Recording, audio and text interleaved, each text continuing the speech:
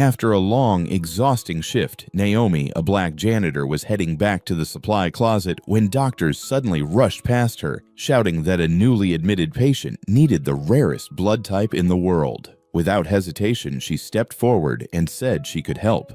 Moments later, a chair was pulled out, a needle was inserted into her arm, and as the blood bag filled, Naomi assumed that would be the end of it. But the next morning, as she arrived at the hospital gates, a luxury car pulled up right in front of her, carrying a message that would change the course of Naomi's life in ways she never expected. Before we go back, let us know where you're watching from, and subscribe, because tomorrow I've got something extra special for you.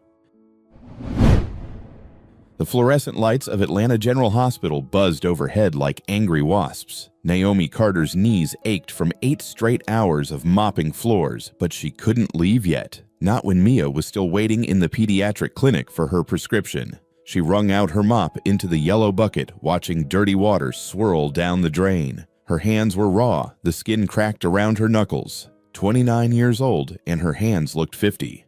Code Blue Trauma 1, Code Blue Trauma 1. The announcement shattered the relative quiet of the third-floor corridor. Naomi stepped back as a team of doctors and nurses sprinted past her, their shoes squeaking against the floor she'd just cleaned. She pressed herself against the wall, invisible as always. Through the chaos, she caught fragments of urgent conversation. Motor vehicle accident, massive internal bleeding. Get me 4 units of O-negative stat. Wait, check her chart again. What's her blood type? Naomi pushed her cart toward the supply closet, but something made her pause. Maybe it was the panic in their voices. Maybe it was the way one doctor's hands were shaking as he flipped through papers. Arnold, a nurse said, her voice climbing an octave. Oh God, she's Reynol. The words hit Naomi like a physical blow. Her mop clattered against the cart. Reynol, golden blood, the rarest blood type on Earth. The same blood type flowing through her veins right now. How much do we have in reserve? The lead doctor barked. None. We're completely out. The nearest supply is in Boston, but even by helicopter. She doesn't have 4 hours. She'll be dead in 30 minutes. Naomi's heart hammered against her ribs. She should walk away. She should go get Mia and leave this place like she did every night. Rich people had rich people problems, and she had her own. But her feet wouldn't move. She thought about the bill sitting in her purse. $300 for Mia's asthma medication. $300 she didn't have. The pharmacist had looked at her with such pity when she'd asked about payment plans. Ma'am, I need you to clear this area, a security guard said, gesturing toward her cart. Naomi opened her mouth to apologize, to disappear like she always did, but instead, different words came out. I have that blood. The guard blinked. What? Reynol. I have it. Her voice was stronger now, cutting through the controlled chaos of the trauma bay. I can donate. Right now. The lead doctor's head snapped toward her. He was young, maybe 35, with tired eyes that suddenly sparked with desperate hope. You're sure Reynol is incredibly rare, and we need to verify? I'm sure. I've known since I was 16. Naomi abandoned her cart and walked toward them, each step feeling surreal. I can give blood. How much do you need? Within minutes, she was in a chair, a needle in her arm. No one asked about her janitor's uniform or why she was there. They only cared about the dark red blood flowing through the tube. What's your hemoglobin level? A nurse asked, checking Naomi's vitals with quick, efficient movements. I don't know. The nurse's eyebrows drew together. When was your last physical? 2 years ago. Naomi didn't mention it was at a free clinic or that she'd skipped every follow-up appointment because she couldn't afford to miss work. Your blood pressure is low, and you look pale. Have you been eating properly? Naomi almost laughed. Eating properly. When had she last eaten anything that wasn't left over from Mia's plate? I'm fine, she lied. Through the window, she could see into the trauma bay. A woman lay on the table surrounded by machines and urgent hands. Even from here, even through the chaos, Naomi could tell this was someone important. The kind of person who wore clothes that cost more than Naomi's monthly rent. The kind of person who probably never worried about choosing between electricity and groceries. That's Charlotte Whitmore, the nurse murmured, following Naomi's gaze. The tech CEO. Her company just went public last year. She's worth billions. Billions. Naomi couldn't even imagine that much money. She watched another bag of her blood get rushed into the trauma bay. Ma'am, your heart rate is dropping. We need to stop the donation. No. Naomi gripped the armrest. How much more does she need? You've already given enough. Your body. How much more? The nurse hesitated, glancing at the monitor. One more unit would be ideal, but I really don't recommend. Take it. The room tilted slightly. Naomi blinked hard, trying to focus. Somewhere down the hall, Mia was waiting. Mia always waited so patiently, reading her library books in the hard plastic chairs, never complaining, even when the appointments ran hours late. What kind of mother was she giving blood to a stranger when she should be taking care of her daughter? But what kind of person would she be if she walked away? Mommy! Naomi's eyes flew open. Mia stood in the doorway, her pink backpack hanging off one shoulder, her library book clutched in her small hands. A nurse hovered behind her, apologetic. She insisted on finding you, said it was past your usual meeting time. Baby, I'm okay. Naomi forced a smile even as another wave of dizziness washed over her. I'm just helping the doctors for a minute. Can you wait right outside? I'll be done soon. Mia's dark eyes were too knowing for a 7-year-old. She'd seen her mother exhausted too many times to be fooled, but she nodded and stepped back into the hallway, settling onto a bench with her book. Good girl. Always such a good girl. That's enough, the doctor said firmly, removing the needle. You need juice and rest. We're running your blood work now, but I'm concerned about your iron levels. Naomi pressed the cotton ball against her arm. Will she live, the woman in there? The doctor's expression softened. Because of you. Yes, she has a chance now. A chance. That was all anyone could ask for, really. Naomi stood up too quickly. The floor lurched beneath her feet, and suddenly the doctor's hands were on her shoulders, guiding her back down. You need to rest for at least 20 minutes. And drink this. He pressed a juice box into her hand, the kind with the cartoon characters that Mia loved. I'm serious. You just gave blood while anemic. That's incredibly dangerous. I have to get my daughter home. Your daughter can wait 20 minutes. I'll have someone bring her a snack. The world swam in and out of focus. Naomi tried to stand again, but her legs wouldn't cooperate. Through the window, she could see the flurry of activity around Charlotte Whitmore beginning to slow, becoming more controlled. The panic was ebbing. She was going to live. A stranger was going to live because Naomi had stopped mopping floors for an hour. The woman you saved, the doctor said quietly, pulling up a chair beside her. She came in alone. No family, no emergency contacts responded. The only person who came running was her assistant, and even he seemed more worried about stock prices than her life. He paused. But you, a complete stranger, you gave your blood without hesitation. Why? Naomi took a long sip of the too sweet juice. Because someone should care if she lives or dies. Everyone should have that. The doctor studied her for a long moment, then nodded slowly. You're a good person, Miss Carter. Naomi Carter. Well, Miss Carter, you should know that what you did today is extraordinary. Truly extraordinary. Naomi didn't feel extraordinary. She felt dizzy and exhausted and worried about how she'd make it through her shift tomorrow when she could barely stand right now. But through the window, she watched Charlotte Whitmore's chest rise and fall with steady breaths. Alive, fighting, surviving. Maybe that was worth feeling like garbage for a day or two. Can I go now? The doctor checked his watch. 5 more minutes, please.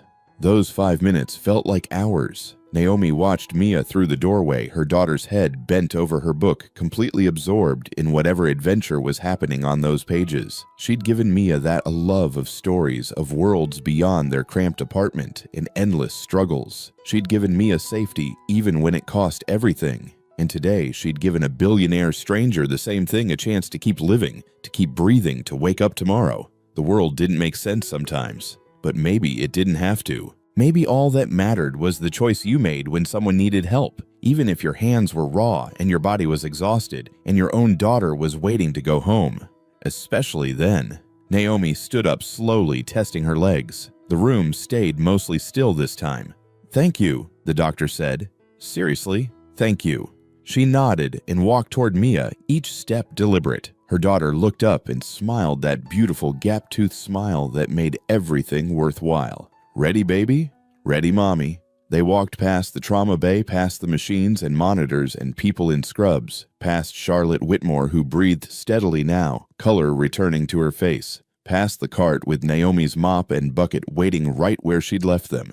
Tomorrow she'd come back and finish her shift. Tomorrow she'd figure out how to pay for Mia's medication. Tomorrow she'd worry about bills and rent and all the crushing weight of survival. But tonight, someone was alive who shouldn't be. And Naomi Carter, janitor and single mother with cracked hands and an empty bank account, had made that happen. The story broke 3 days later. Naomi was scrubbing toilets in the hospital's West Wing when her supervisor's phone started buzzing nonstop. She didn't think much of it until Linda stuck her head into the bathroom, her face pale.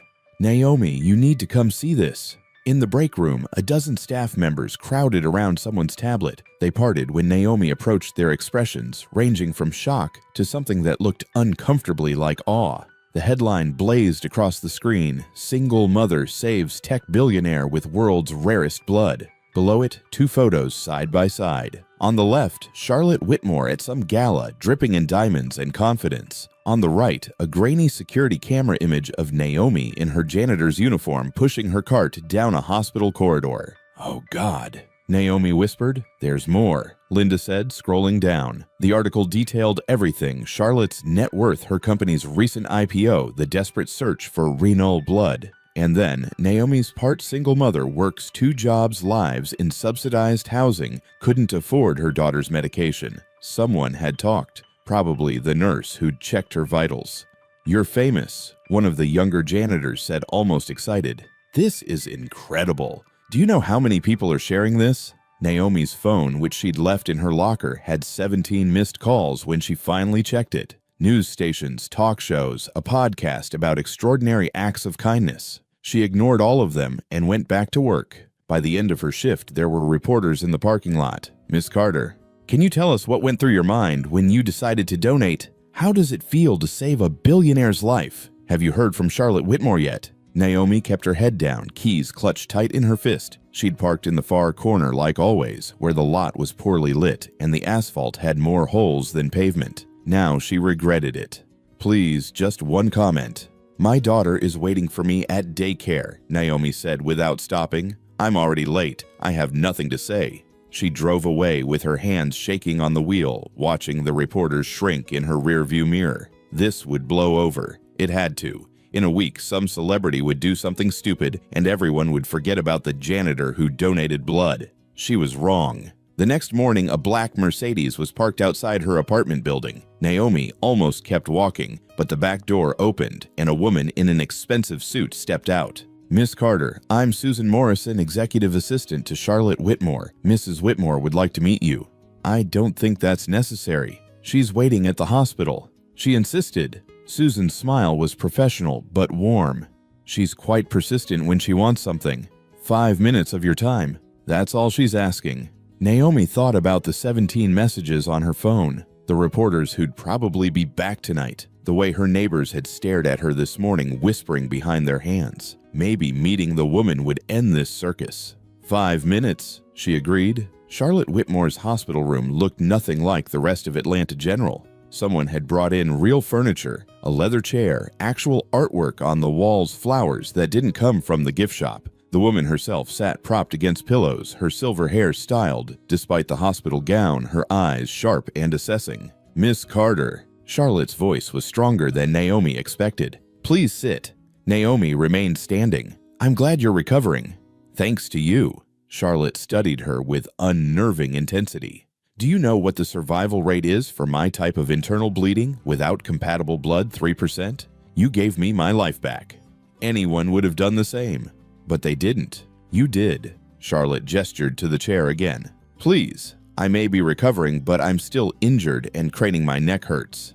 Naomi sat more out of politeness than comfort. "I've had my people look into your situation," Charlotte said bluntly. "You work 2 jobs, 70-hour weeks. You have $3,000 in medical debt from your daughter's asthma treatments. Your rent is overdue. Again." Heat flooded Naomi's face. "You had no right. I had every right. You saved my life. I wanted to understand what that cost you." Charlotte leaned forward slightly. "The nurse told me you were anemic when you donated. You could have collapsed. You could have seriously harmed yourself. But you did it anyway. Why? Because you needed help. I'm a stranger. A rich stranger who will never understand what it's like to choose between medication and groceries. You're still a person," Naomi said quietly, "and you were dying. The money in your bank account doesn't change that." Something flickered across Charlotte's face, surprise maybe, or recognition. She reached for the folder on her bedside table and held it out. "This is for you." Naomi didn't take it. "If that's money, I don't want it."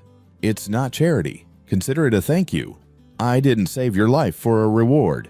"I know." Charlotte's smile was thin. "That's exactly why I'm giving you one. Open it."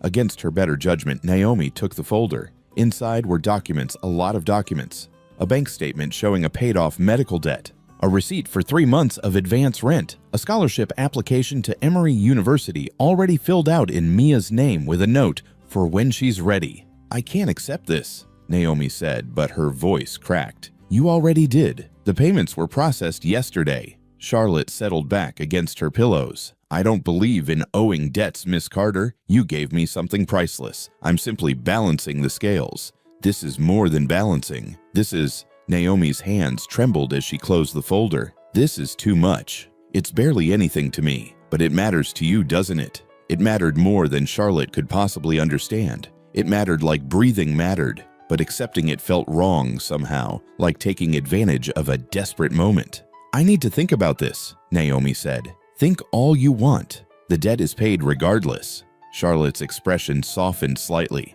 "I was you once, you know. Not the exact circumstances, but close enough. Single mother working myself to exhaustion, convinced I had to do everything alone because asking for help meant weakness." Naomi looked up sharply. "I never said—" "You didn't have to." I recognized the look. Charlotte's eyes held a strange mixture of respect and sadness. "The difference between us is that someone gave me a chance when I needed it most. An investor who believed in my prototype when everyone else laughed me out of their offices. That one chance changed everything. I'm not asking you to invest in me." "I know, but I'm offering anyway." Charlotte reached for her water glass, and Naomi noticed how her hands shook slightly. Still recovering, still vulnerable. "The world tried to tell me I couldn't succeed because I was a woman in tech, because I was raising a daughter alone, because I didn't have the right connections. I proved them wrong, but it was brutal and lonely. I see that same fire in you, Miss Carter. That same determination to survive no matter what." "Surviving isn't the same as thriving." "No," Charlotte agreed. "But it's the first step." The next 2 weeks proved Charlotte right about one thing. The world loved a good story, but it loved controversy even more. It started with a blog post by someone named Marcus Chen, a tech journalist who specialized in exposing corporate corruption. His article carried the headline, "Billionaire's Convenient Savior, the Strange Story of Charlotte Whitmore's Miraculous Recovery." Naomi read it during her lunch break, sitting in her car with cold French fries from McDonald's. While the heartwarming narrative of a selfless janitor saving a dying CEO captures headlines, questions remain unanswered. Why did Charlotte Whitmore immediately pay off Naomi Carter's debts? What assurances did she receive in return? And most concerning, why has Miss Carter, who supposedly saved Mrs. Whitmore out of pure altruism, suddenly been offered a position at the Whitmore Foundation?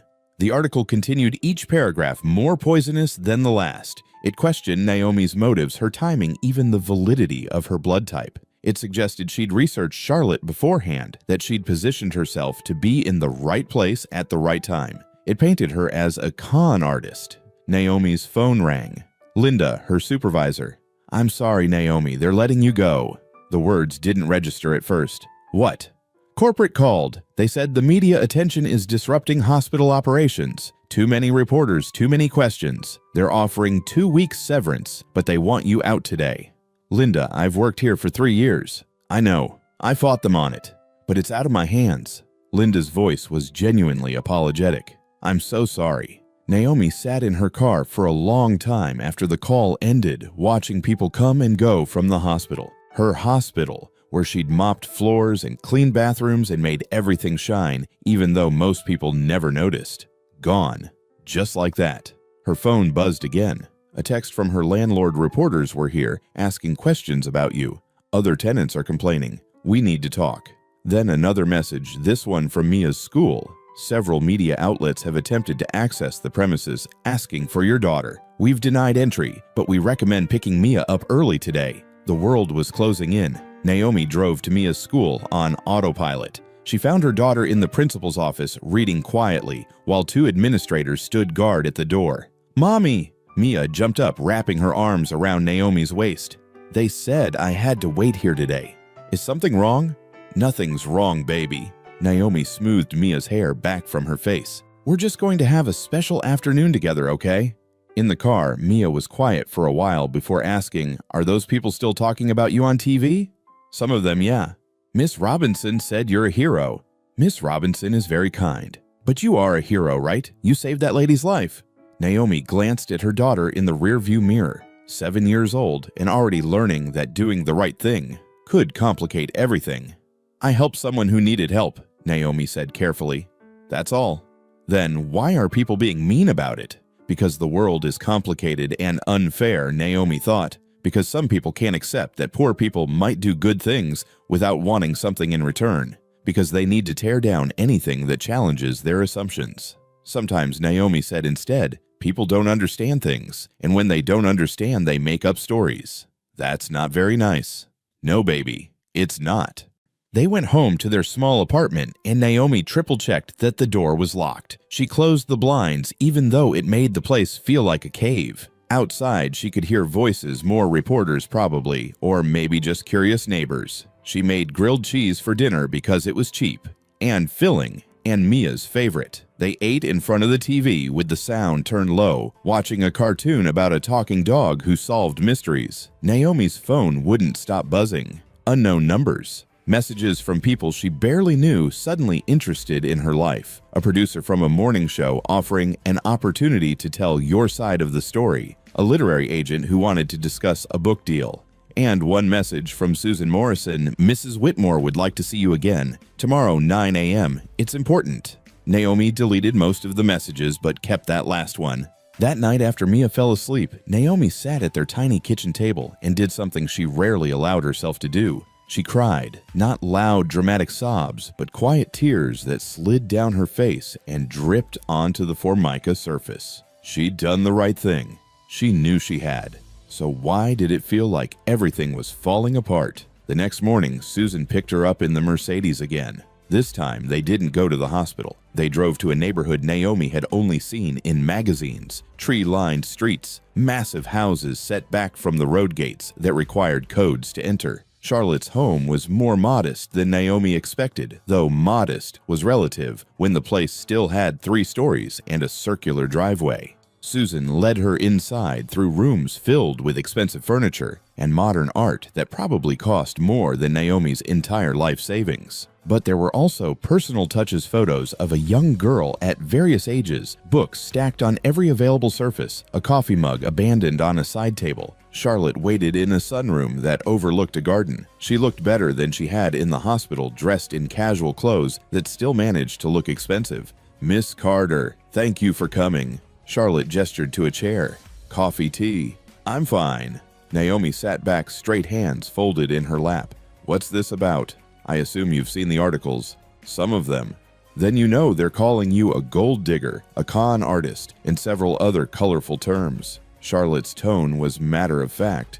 "My board of directors is concerned. They think I'm being manipulated. They're threatening to challenge my decisions regarding the foundation." "Then maybe I should just disappear," Naomi said. "Give the money back, move to another city." "Absolutely not." Charlotte's voice was sharp. "That's exactly what they want. They want you to run so they can say I was duped by a clever opportunist. But I wasn't duped, Miss Carter. I made a choice and I stand by it." "Your standing by it is costing me everything. I lost my job yesterday." Charlotte's expression tightened. "I heard. I'm sorry. That shouldn't have happened. But it did. And my landlord wants me out because reporters are bothering other tenants. And Mia's school is asking if maybe I should find alternative arrangements for the rest of the semester." Naomi's voice was steady, but barely. "Your charity is destroying my life." "It's not charity, and it's not destroying anything they are." Charlotte leaned forward. "Listen to me carefully. What you're experiencing right now, I went through worse when I started my company. People said I slept my way to funding. They said my ex-husband deserved credit for my work. They said I was an affirmative action hire who got lucky. That's not the same. It's exactly the same. They attack what they can't control or understand." Charlotte's eyes were fierce. "The difference is I had resources to fight back. You don't. Not yet. I don't want to fight. I just want my normal life back." Your normal life was working yourself to death for poverty wages while your daughter went without basic medical care. Charlotte's words were blunt, but not unkind. That's not a life worth going back to, Miss Carter. That's survival, not living. Naomi stood abruptly. You don't get to tell me what my life is worth. You're right, I don't. Charlotte stood too slower still, favoring her left side. But I can offer you a choice. Walk away right now, and I'll respect that. The debt payments stand regardless. Consider them a thank you for saving my life. Or, she paused, or you can let me teach you how to fight back. Fight how? By showing them exactly who you are. Not the caricature they've created, but the real woman who made an impossible choice in an impossible moment. Charlotte moved to a desk and picked up a folder. I'm offering you a position as Community Outreach Director for the Whitmore Foundation. Real job, real salary, real responsibilities. You'll work with underprivileged communities to identify needs and allocate resources. Naomi stared at her. I'm a janitor. I don't have a college degree. You have something more valuable than a degree. You understand what it means to need help because you've lived it. You know which programs actually work because you've relied on them. Charlotte held out the folder. I'm not offering this out of pity. I'm offering it because you're exactly the person I need for this role. No one will take me seriously. Not at first, no. They'll say I hired you out of guilt or obligation, but we'll prove them wrong, Miss Carter. Together. Naomi took the folder with numb hands. Inside was a job description, a salary that made her dizzy, $60,000 a year, plus benefits, and a start date 1 week away. Why are you really doing this? She asked quietly. Charlotte was silent for a long moment. Because 30 years ago, someone told me I'd never amount to anything. That single mothers from broken homes don't build successful companies. And I believed them, Miss Carter. I almost gave up. Her expression was distant, remembering. But one person saw something in me. One person gave me a chance when everyone else saw only limitations. And you think I'm like you? I think you're stronger than you know. And I think watching you fail because you dared to save my life would be the greatest injustice of all.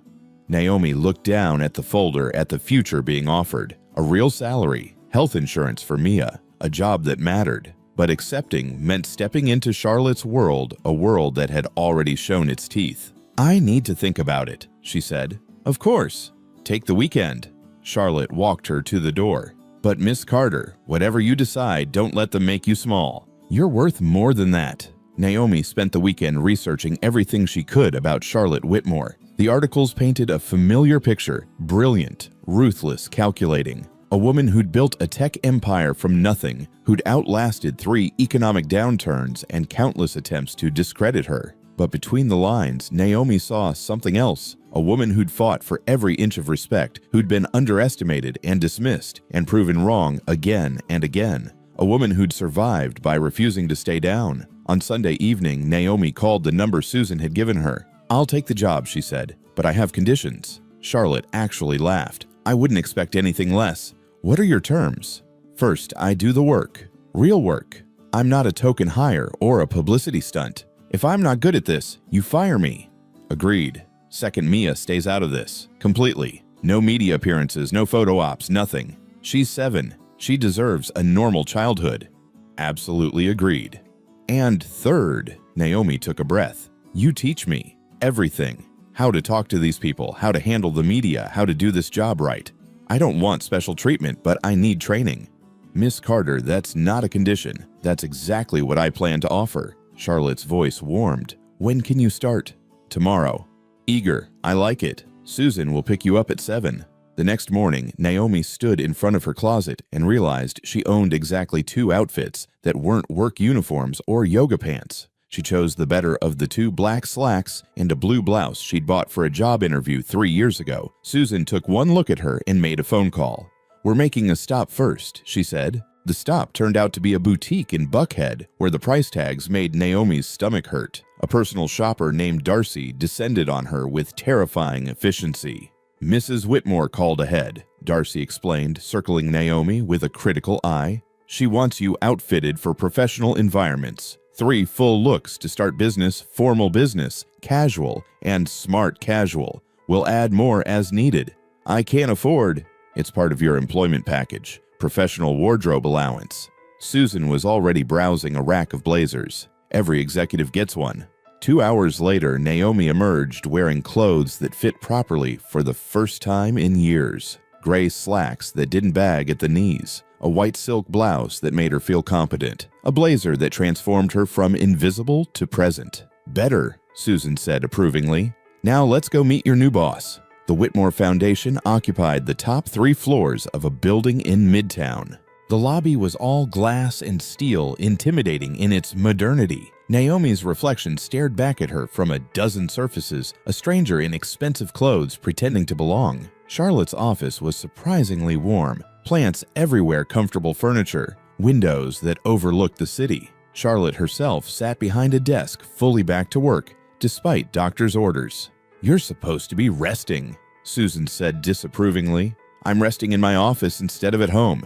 That's a compromise." Charlotte looked up and smiled. "Miss Carter, you look ready to work." "I am." Naomi's voice was steadier than she felt. "Good, because we have a problem." Charlotte pulled up several news articles on her computer screen. "Charles Brenner, my VP of Operations, has been talking to reporters. Nothing actionable, but enough to keep the story alive. He's claiming I'm having some kind of breakdown, that the accident affected my judgment." "Why would he do that?" "Because he's been angling for my position for 5 years, and he thinks this is his chance." Charlotte's expression was grim. "The board meets in 2 weeks. He's going to propose I step down temporarily for health reasons, with him taking over as interim CEO. Can he do that?"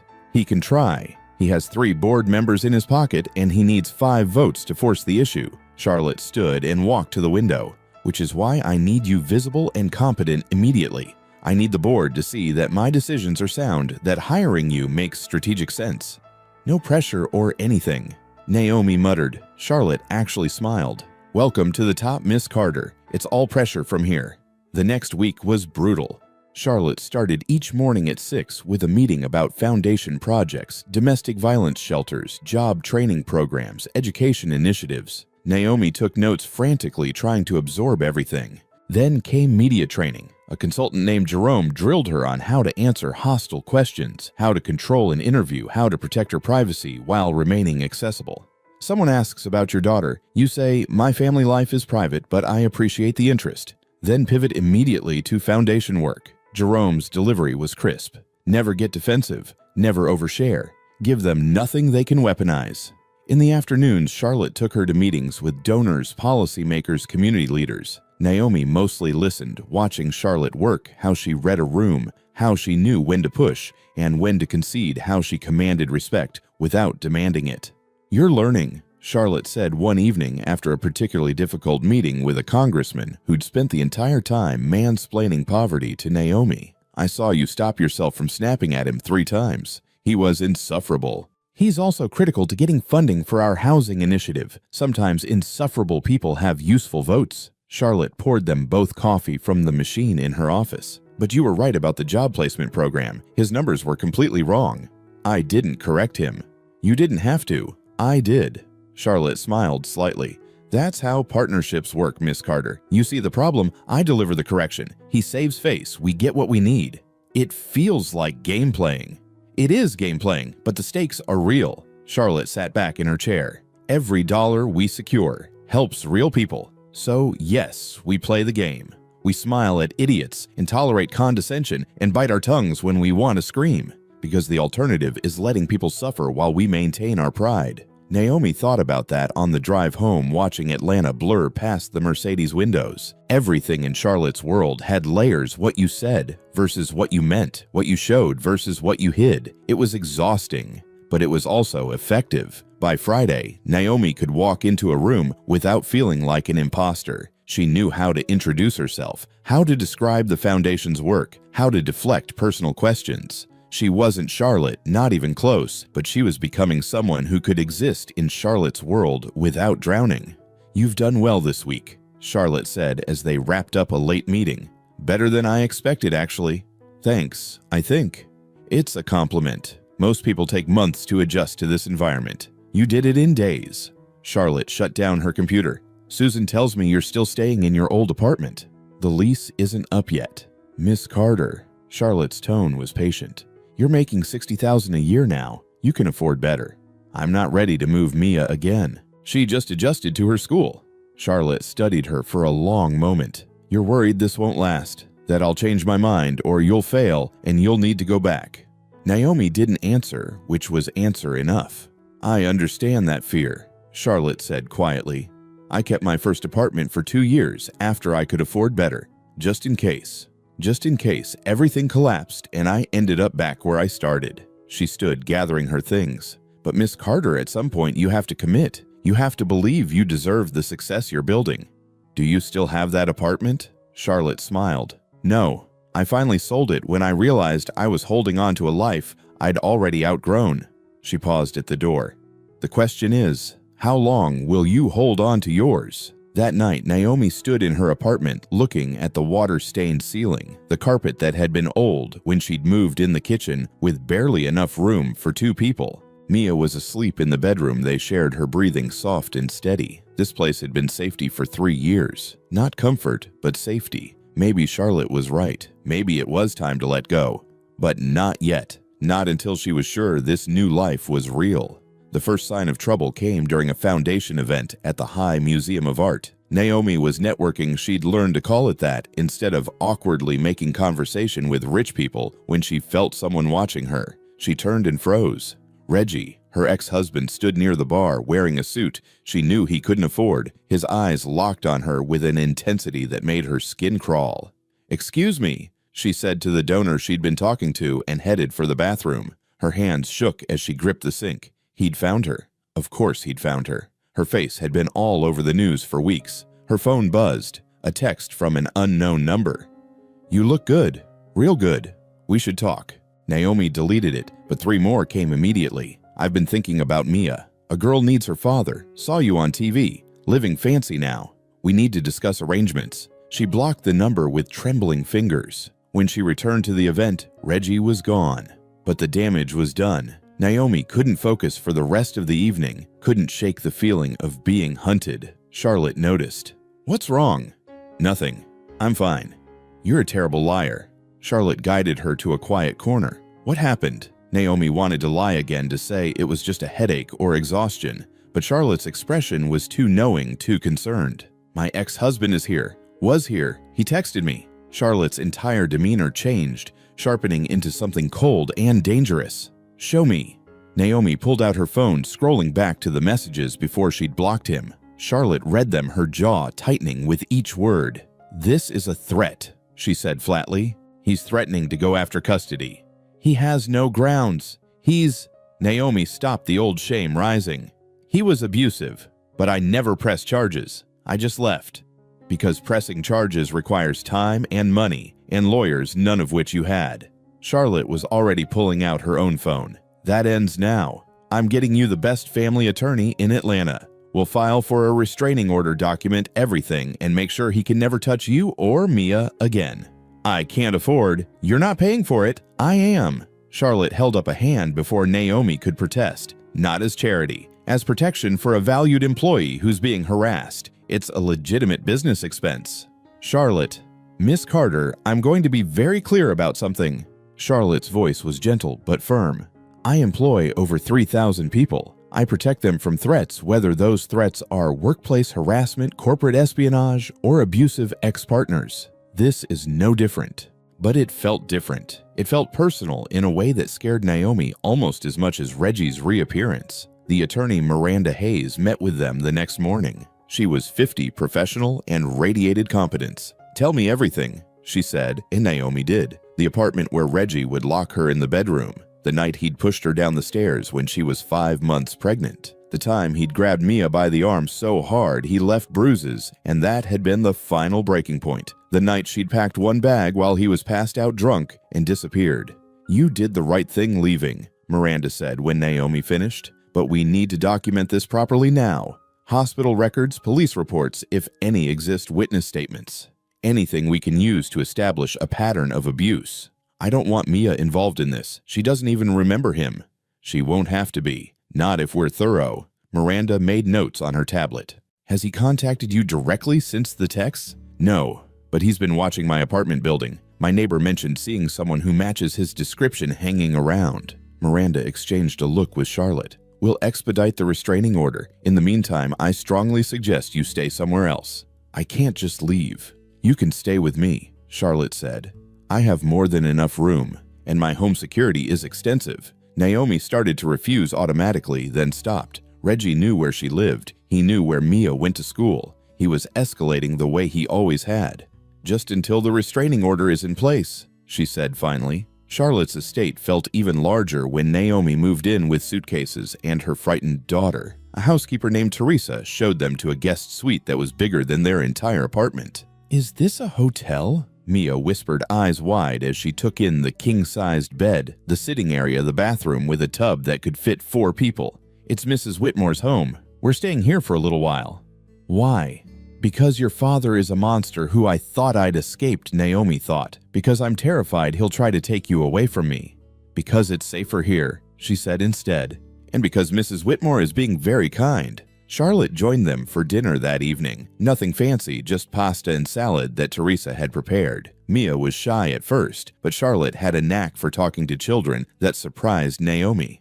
"What are you reading?" Charlotte asked, noticing the library book Mia clutched. "The Secret Garden." Mia's voice was barely audible. "That's one of my favorites. Have you gotten to the part with the robin yet?"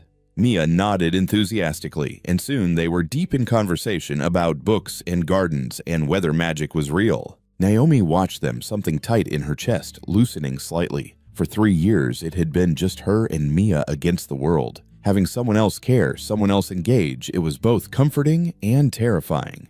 After Mia went to bed, Naomi found Charlotte in her study, working despite the late hour. "Thank you," Naomi said from the doorway, "for dinner, for this, for everything." "You don't need to thank me." "I do, though." Naomi stepped inside. "You've given me more in 3 weeks than anyone has in my entire life. I don't know how to repay that." "You're already repaying it by doing excellent work at the foundation." Charlotte saved her document and turned to face Naomi fully. "But Miss Carter, I want you to understand something. This isn't transactional. You don't owe me anything beyond professional competence. The help I'm giving you with housing, with lawyers, with your ex-husband that's separate from work. That's just what people should do for each other." "Most people don't." "No," Charlotte agreed. "They don't. Which is why I'm making sure you learn a different way." She paused. "I told you I had a daughter. I didn't tell you that I lost custody of her during my divorce." Naomi drew in a sharp breath. "My ex-husband had better lawyers, more money, and a willingness to lie under oath about my parenting. He convinced a judge that my working long hours made me unfit, that my business would always come before my child." Charlotte's expression was carefully neutral, but pain flickered beneath it. "By the time I had enough money to fight back properly, Emily was 13 and refused to see me. She'd believed his version of events for so long that nothing I said mattered. I'm so sorry. I'm telling you this because I won't let what happened to me happen to you. Reggie can have all the money and lawyers in the world, and it won't matter. You're not fighting this battle alone." Naomi's throat tightened. "Where is Emily now?" "I don't know. She's 32. We haven't spoken in 14 years. Charlotte's voice was matter-of-fact, but the hurt was palpable. "I send letters on her birthday. They're never returned, but they're never answered either. That's my consequence for choosing my business over my daughter, or at least that's how she sees it. You were trying to survive, yes, but she needed a mother more than I needed a company." Charlotte turned back to her computer. "Don't let work consume you the way I did, Miss Carter. Mia needs you present, not just providing. That's a mistake I can't undo." Naomi left Charlotte's study feeling like she'd glimpsed something raw and painful, a wound that had never fully healed. She checked on Mia, fast asleep, sprawled across the huge bed, and then stood at the window of their borrowed room, looking out at the manicured gardens below. Charlotte had lost her daughter to ambition and circumstance. Naomi would fight with everything she had to make sure Mia never felt abandoned or second best. But Charlotte was right about one thing. She wasn't fighting alone anymore. The hearing was scheduled for a Tuesday morning in family court. Naomi dressed carefully in one of her new suit's armor against the battle ahead. Miranda had prepared her extensively what to expect, what to say, how to stay calm, even when Reggie's lawyer attacked her character. "Remember," Miranda said in the car, "this is just a preliminary hearing for the restraining order. We present evidence of harassment and potential danger. The custody issue won't be addressed today." "But he filed for custody. I saw the papers. He filed a motion, yes, but that will be heard separately. and frankly, he doesn't have a case. He's been absent from Mia's life for 3 years, has a history of violence, and has no stable income. The filing is an intimidation tactic." Naomi wanted to believe her, but fear sat heavy in her stomach. Charlotte had wanted to come, but Naomi had refused. This was already enough of a spectacle, without adding a billionaire to the mix. Susan drove instead, a silent, steady presence. The courthouse was everything Naomi feared: institutional cold, overwhelming. Reggie sat on a bench outside the courtroom with his lawyer, a sharp-looking man in an expensive suit. When Reggie saw her, he smiled, not warm, but triumphant. "Don't react," Miranda murmured. "Don't give him anything." Inside the courtroom, Judge Morrison was a woman in her 60s with reading glasses and an expression that suggested she'd seen everything twice. She listened as Miranda presented their case, the text messages, witness statements from Naomi's former neighbor who'd seen the abuse medical records from an ER visit where Naomi had claimed she'd fallen, but the doctor had documented injuries consistent with domestic violence. Reggie's lawyer missed her. Patterson stood to object repeatedly, but the evidence was damning. Then it was Reggie's turn to present. "Your Honor," Patterson began, "my client admits to past mistakes. He was young, stressed, dealing with unemployment and depression. He made errors in judgment that he deeply regrets." Naomi's hands clenched in her lap. "However," Patterson continued, "he's turned his life around. He's been sober for 18 months, has steady employment, and has completed an anger management course. He simply wants to be part of his daughter's life." The judge looked at Reggie. "Mr. Carter, do you have anything to add?" Reggie stood, and Naomi hated how normal he looked. How reasonable. "Your Honor, I was a terrible husband. I know that. I hurt Naomi, and I'll regret that for the rest of my life. But I love my daughter. I've been trying to get clean to be better so I could be a father she deserves. All I want is a chance." It was a good performance. Naomi could see the judge softening slightly. Miranda stood. "Your Honor, if I may, Mr. Carter claims he's been working on himself for 18 months. Yet 2 weeks ago, he sent harassing text messages to Miss Carter and has been surveilling her residence. That doesn't sound like someone who's changed." "The texts were an attempt to open communication," Patterson argued. "Poorly executed, perhaps, but not threatening." "We need to discuss arrangements. After 3 years of absence isn't opening communication. It's establishing control." Miranda pulled up the messages on her tablet, projecting them on the courtroom screen. "And when Miss Carter blocked him, he didn't respect that boundary. He escalated to physical surveillance." The judge studied the messages, then looked at Reggie. "Mr. Carter, why did you choose to contact your ex-wife after 3 years?" Reggie hesitated. "I saw her on the news. I realized I'd wasted so much time. I wanted to make things right." "Or," Miranda interjected, "he saw that Miss Carter had improved her circumstances and saw an opportunity. Your Honor, my client left an abusive marriage with nothing but her daughter and a determination to survive. She's worked 2 jobs, lived in poverty, and never once asked her ex-husband for support. Now that she's achieved professional success, he suddenly wants to be involved. That's not fair," Reggie said, and for a moment Naomi saw the anger he usually kept hidden. "I'm her father." "You're biologically her father," Miranda corrected, "but you haven't been a parent. You haven't paid child support, haven't sent birthday cards, haven't made any attempt to be part of Mia's life until you saw a potential financial benefit." "That's not true.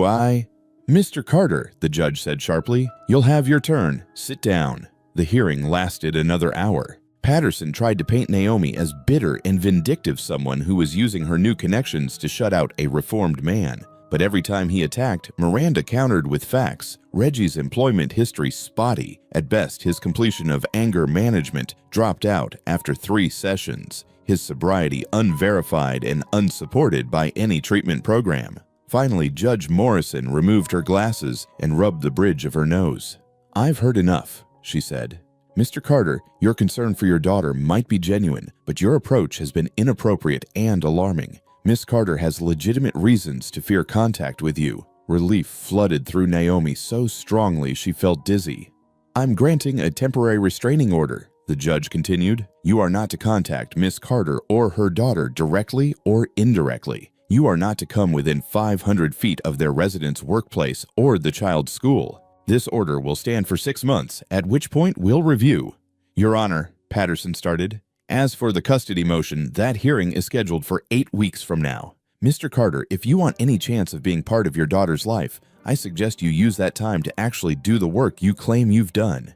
Get into a real treatment program, maintain steady employment, and most importantly, demonstrate that you respect boundaries." The judge's gaze was stern. "Do not contact Miss Carter. Do not send gifts or letters to the child. If you truly care about being a father, prove it by following the rules."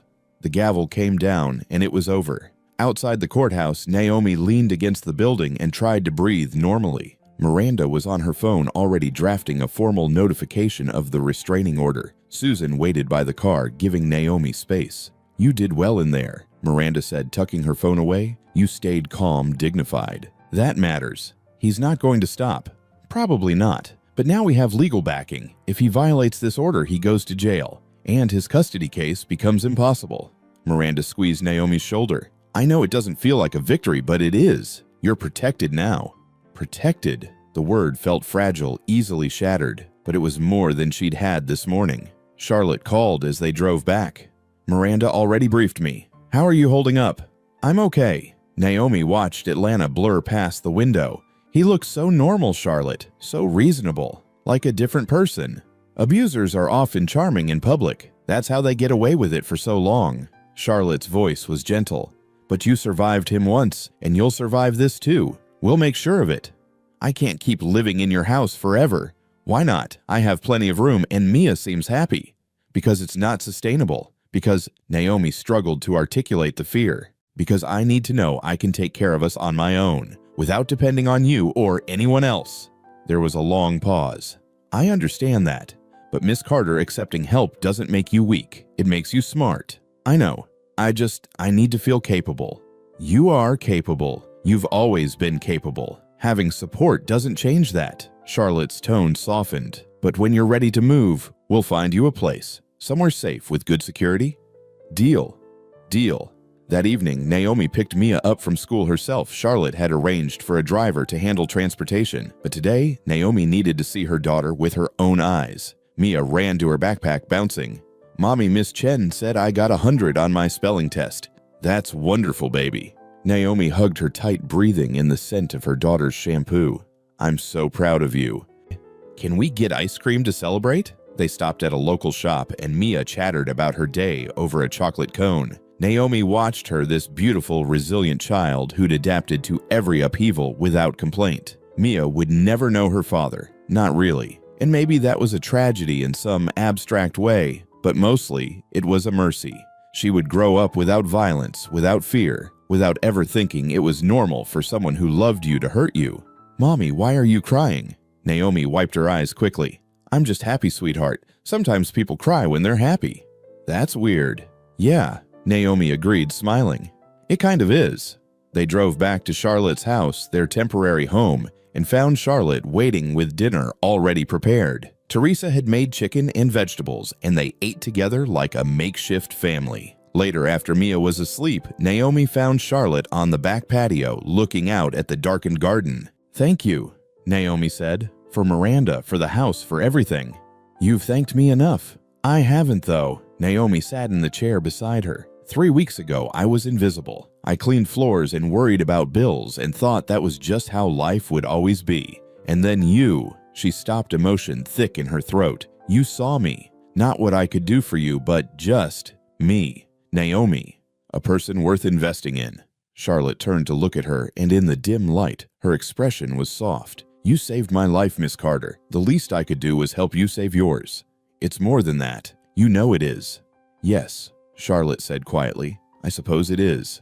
They sat in comfortable silence, two women from different worlds who'd found unexpected connection in crisis. Tomorrow would bring new challenges, the board meeting Reggie's inevitable next move, the constant pressure of proving herself. But tonight, Naomi let herself feel safe, just for tonight. The boardroom at Whitmore Technologies looked exactly as intimidating as Naomi had imagined. 20-foot ceilings, walls of glass overlooking downtown Atlanta, a table that could seat 30 people comfortably. 16 board members gathered there now, along with executives and department heads. And Naomi, who'd been invited to present the foundation's quarterly report. This is your moment, Charlotte had said that morning. Show them why I chose you.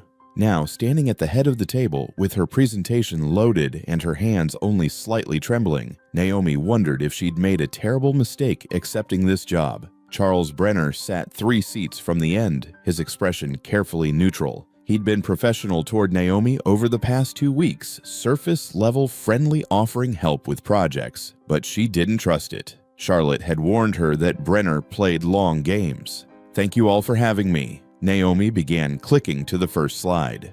Today, I'll be presenting our Q3 Impact Report for the Whitmore Foundation, with particular focus on our community outreach initiatives. She walked them through the number 700 families receiving housing assistance, 2,000 children accessing after-school programs, 93 small businesses receiving microloans. For each statistic, she provided context, not just data, but stories of real people whose lives had changed. "This is Janelle Martinez," Naomi said, showing a photo of a woman in her 30s. 6 months ago, she was working 3 part-time jobs and living in her car with her 2 kids. Through our emergency housing program, she received temporary shelter childcare support and job training. Today, she's a certified medical assistant with full-time employment and her own apartment. She's one of 700 similar stories this quarter. The board members listened with polite attention, but Naomi could see some were checking phones, others whispering to colleagues. Then Brenner spoke. "These are impressive numbers, Miss Carter, but I have concerns about sustainability." Here it comes, Naomi thought. "We've increased foundation spending by 40% this quarter." Brenner continued pulling up his own tablet. "While I appreciate the emotional appeal of these stories, we need to discuss fiscal responsibility. Can we actually maintain this level of giving?" The increase reflects strategic expansion into underserved communities. Naomi responded grateful for the hours Charlotte had spent preparing her for exactly this question. "We identified gaps in services and allocated resources accordingly, and our donor base has grown by 23% specifically because of our transparent impact reporting. Donor growth is unpredictable." Actually, it's not. Naomi clicked to her next slide showing donation trends. When donors see concrete results, they give more. Our average donation size is up 37% because contributors trust that their money is being used effectively. Charlotte, sitting at the far end of the table, allowed herself a small smile. Brenner tried a different angle. "I notice a significant portion of our funding is going to programs that directly benefit single mothers. Given your personal background, Miss Carter, I have to question whether there's bias in resource allocation." The room went very quiet. Naomi kept her expression neutral, just as Miranda had taught her. Single mothers make up one of the largest demographics in poverty, particularly among women of color. Investing in them creates ripple effects. Stable housing means kids do better in school. Job training means sustainable income. Childcare support means mothers can work full-time. It's not bias, Mr. Brenner. It's effective targeting. Still, the optics, Charlotte interjected her voice, cutting through Brenner's objection like a blade, are that we're actually helping people instead of just talking about it. Continue, Miss Carter. Naomi presented for another 20 minutes, answering questions about program effectiveness, partnership development, and long-term goals. She stumbled once when asked about expansion plans, but recovered quickly with Charlotte's slight nod of encouragement. When she finished the board chair, Evelyn Park smiled warmly. "Thank you, Miss Carter. That was an excellent presentation. I particularly appreciate the individual narratives alongside the data." "I agree," another board member added. "This is exactly the kind of work that makes our foundation meaningful." But Brenner wasn't done. "Mrs. Whitmore, if I might address the larger issue at hand." "Let's table any additional discussion for the executive session," Evelyn said smoothly. "Miss Carter, you're excused. Excellent work." Naomi gathered her materials and left, but not before catching the look between Brenner and his allies. They'd been planning this moment, and her presentation was just the opening act. Susan was waiting outside the boardroom. "Charlotte wants you to stay close. Don't leave the building." "What's happening?" "Brenner's making his move. She expected it, but..." Susan's professional mask slipped slightly. "Just stay close." Naomi waited in Charlotte's office trying to work, but mostly watching the clock. An hour passed, then 90 minutes. Finally, the door opened. Charlotte walked in, and Naomi knew immediately that something was wrong. Not defeated. Charlotte would never look defeated, but strained. "What happened?" Charlotte poured herself a scotch from the bar in her office, something Naomi had never seen her do. "Brenner proposed I step down as CEO. Temporarily, he claimed, for health reasons. I'm still recovering from the accident, and he's concerned about my decision-making capacity. That's insane. You're fine. I am, but he's using your hiring as evidence of impaired judgment. Charlotte took a sip, her expression grim. A janitor with no relevant experience given a six-figure salary and significant responsibilities to some board members that looks like either a mental breakdown or inappropriate favoritism. Naomi felt sick. I should resign. If me being here is causing problems, you're not going anywhere. Charlotte's voice was steel. Brenner doesn't actually care about your qualifications. He cares that I made a decision without consulting him, that I exercise power he thinks he should have. Your hiring is just a convenient excuse. But your position is secure for now. Evelyn shut down the vote, said we'd revisit in 30 days after an independent review of foundation effectiveness. Charlotte set down her glass. Which means we have 30 days to prove you were the right choice. 30 days to show results so clear that even Brenner's allies can't dismiss them. No pressure, Naomi muttered. Exactly the right amount of pressure. Charlotte's smile was sharp. Welcome to corporate warfare, Miss Carter. This is where we fight. The next 4 weeks were brutal. Naomi worked 12-hour days, documenting every program, every success story, every dollar spent, and its impact. Charlotte brought in an independent consulting firm to audit the foundation's operations. Together, they built a case that couldn't be disputed. But Brenner wasn't idle either. Articles appeared questioning Naomi's past, her evictions, her fired jobs, her reliance on public assistance. Nothing illegal, but painted in the worst possible light. Blog posts suggested Charlotte was having an inappropriate relationship with Naomi, that the whole situation was a scandal waiting to break. Don't read the comments, Susan advised, but Naomi couldn't help herself. The cruelty was stunning. People who'd never met her were convinced she was a con artist, a gold digger, someone taking advantage of a vulnerable older woman. The worst part was how they talked about Mia. Suggestions that she should be in foster care, that Naomi was an unfit mother, that a child deserved better than a parent who'd manipulated her way into wealth. Those comments made Naomi want to quit, to disappear back into anonymity where no one cared enough to judge. But then she'd visit one of the foundation's partner sites, a shelter for domestic violence survivors, a job training center, a youth program, and see the real impact of their work. She'd meet women like Janelle who'd turn their lives around with just a little support, women who'd been where Naomi had been. You're not just doing this for yourself anymore, Charlotte said when Naomi admitted she was struggling.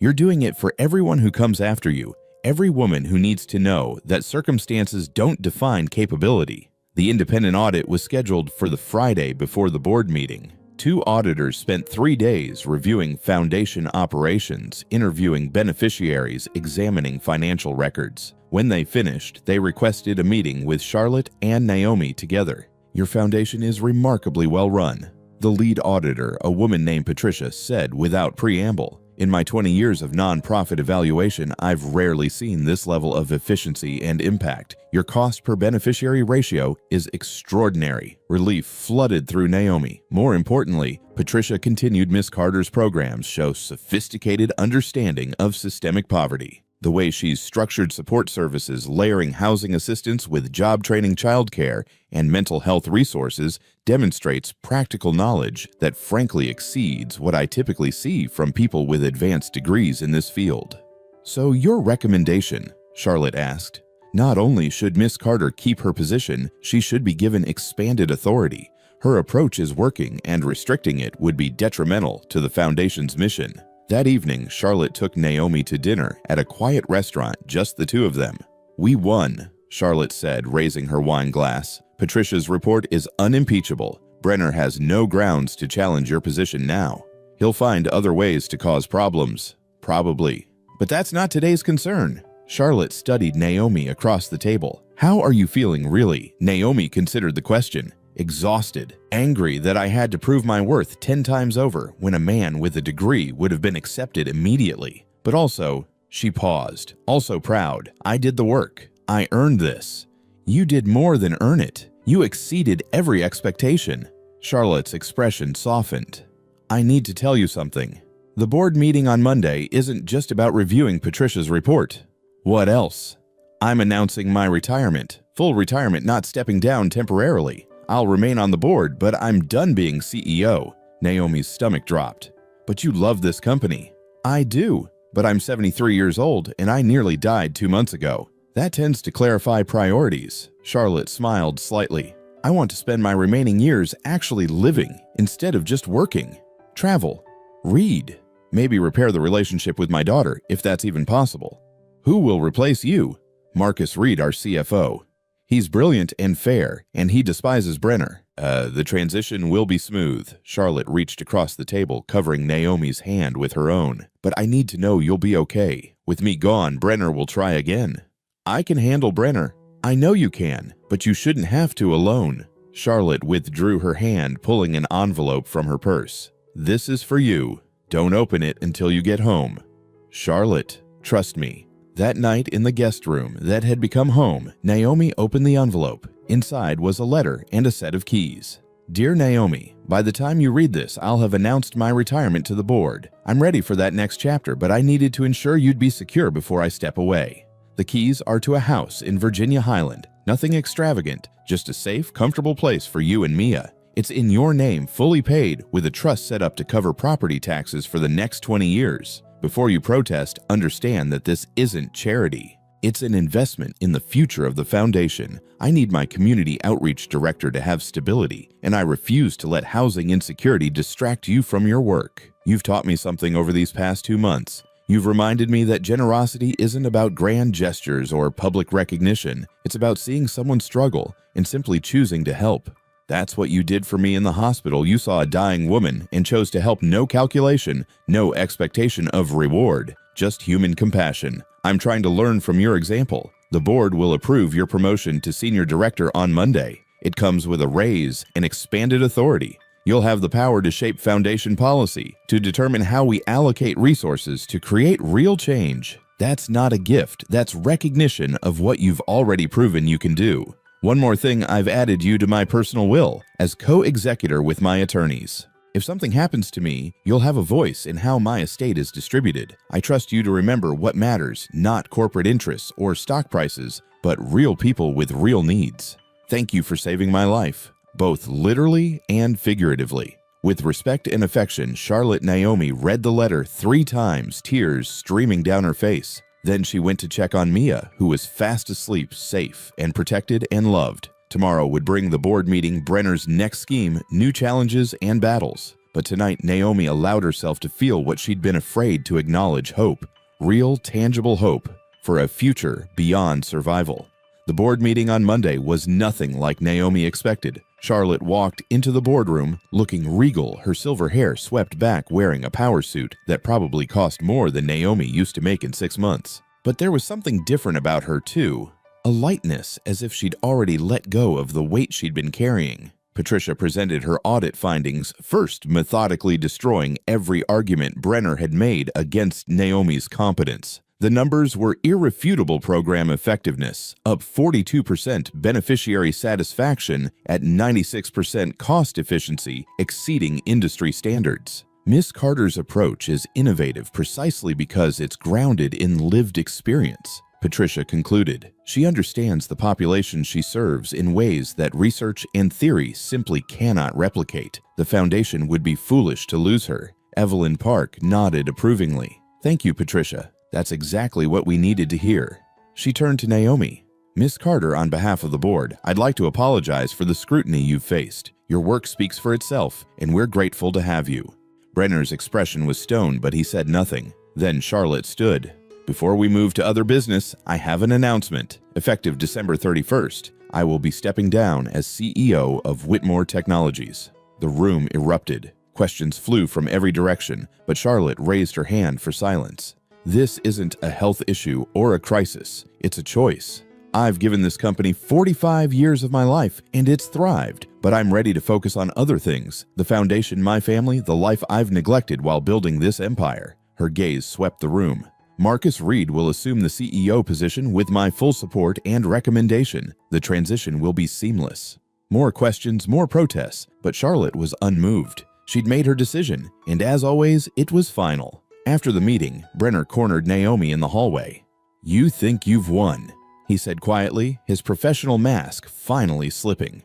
But Charlotte won't be here to protect you forever. Eventually, you'll have to stand on your own." "I've been standing on my own my entire life," Naomi replied evenly.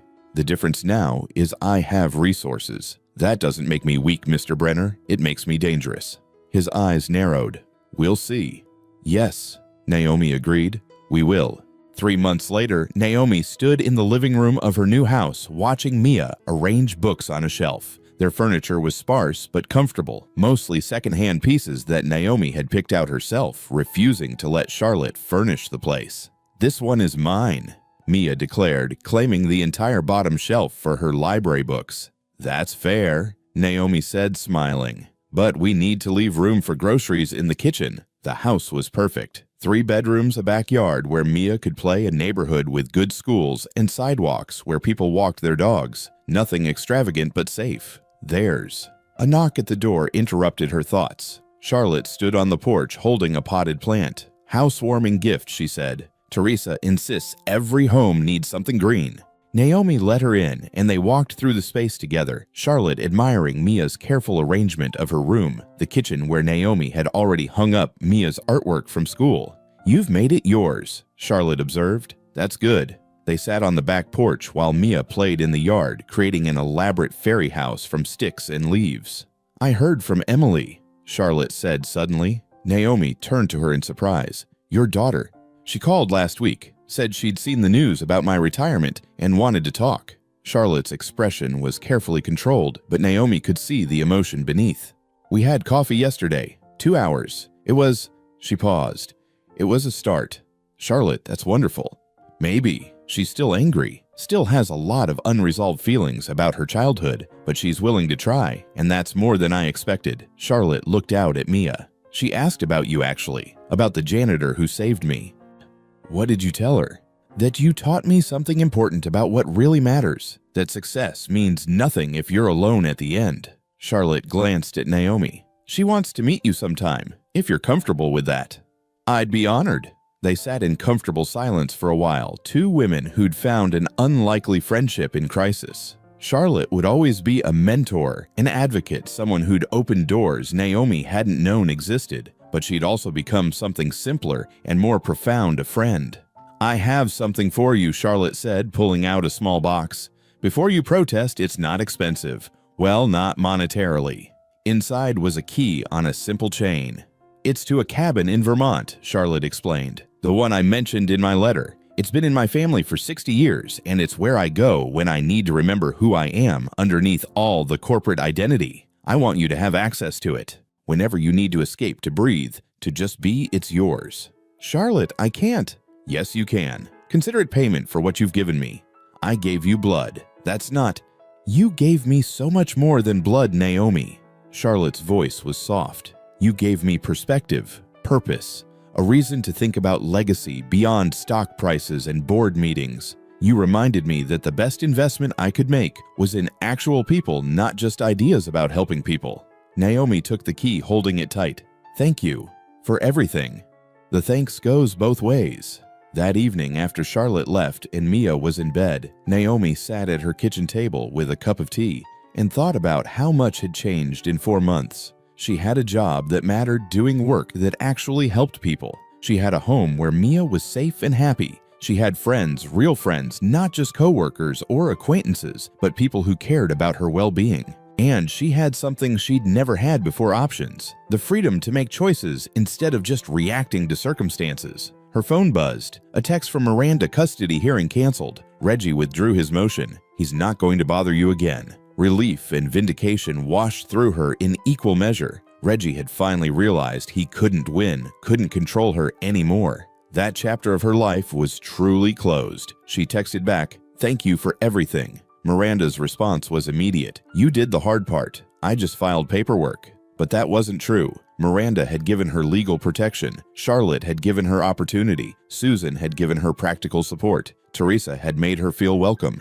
Even Jerome, the media consultant, had taught her how to protect herself from public scrutiny. People had helped her, and she'd let them. That was its own kind of strength. 6 months after that first desperate blood donation, Naomi stood at a podium in the newly renamed Whitmore Carter Center for Women and Children. The building had been Charlotte's final project as CEO, a comprehensive resource center offering job training, childcare, mental health services, and emergency housing assistance. Everything Naomi had wished existed when she'd been struggling alone. Now it was real. Charlotte sat in the front row, elegant as always, with Emily beside her. They didn't hold hands or touch, but they'd shown up together, and that was progress. Mia sat with Susan, wearing a new dress and looking impossibly grown up.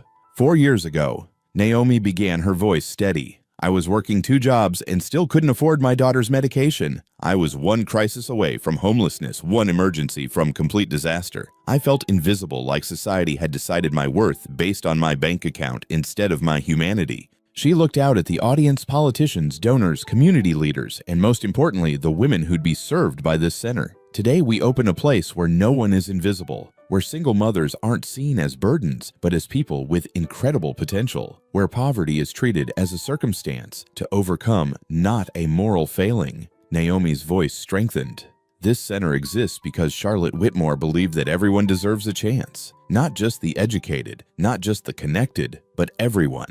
She glanced at Charlotte, who nodded encouragingly. But it also exists because I learned to accept help, to let people invest in me when I'd spent my whole life convinced I had to do everything alone. That's the real lesson here. We're not meant to survive in isolation. We're meant to support each other, to lift each other up, to create systems where everyone has access to opportunity. After the ceremony, Naomi found Charlotte in the quiet of the center's library, running her fingers along the spines of books. It's perfect, Charlotte said. Exactly what I envisioned. It's what you built, Naomi corrected. I just helped execute your vision. No, Charlotte turned to face her.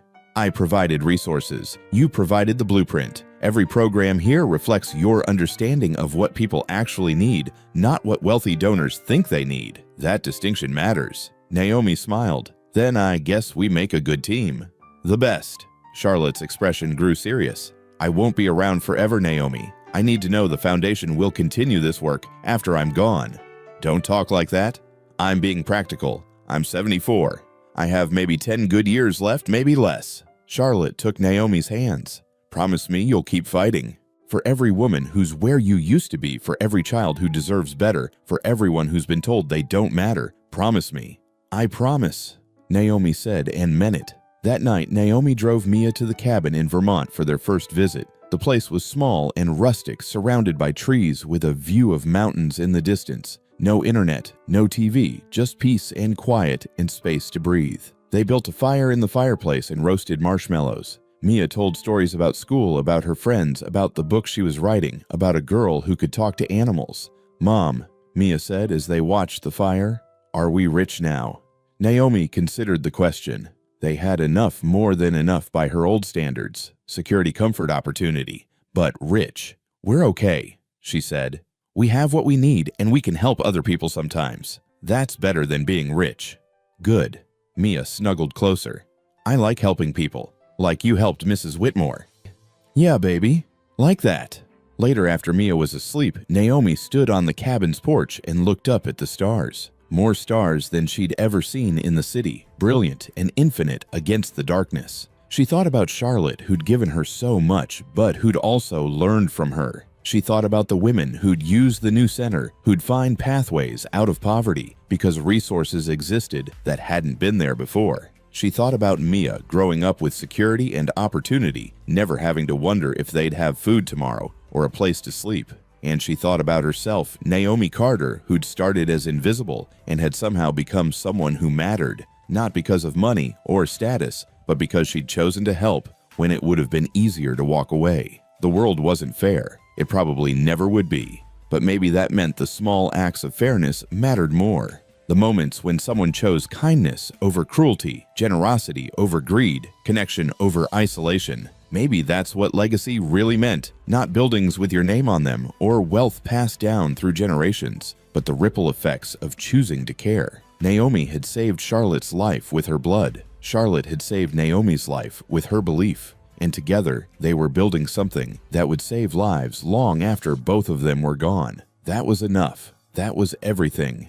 Inside the cabin, Mia stirred in her sleep safe and warm and loved. Tomorrow they'd explore the woods, read books by the fire, exist in peace without judgment or scrutiny. But tonight, Naomi let herself feel grateful for the impossible journey that had led here, from desperation to dignity, from invisibility to impact, from survival to something that felt dangerously close to joy. The stars watched overhead, brilliant and infinite, as Naomi whispered into the night, "Thank you, Charlotte." And in Atlanta, in her own home, Charlotte sat with her daughter and talked about the past, the future, and the possibility of forgiveness. Two women connected by blood and choice, and the radical act of believing in each other. Two women who'd learned that sometimes the greatest strength is accepting that you don't have to be strong alone. That was the real story. Not rags to riches, but isolation to community. Not powerless to powerful, but invisible to seen. Not one dramatic moment, but 1,000 small choices to keep going, keep fighting, keep believing that tomorrow could be better than today.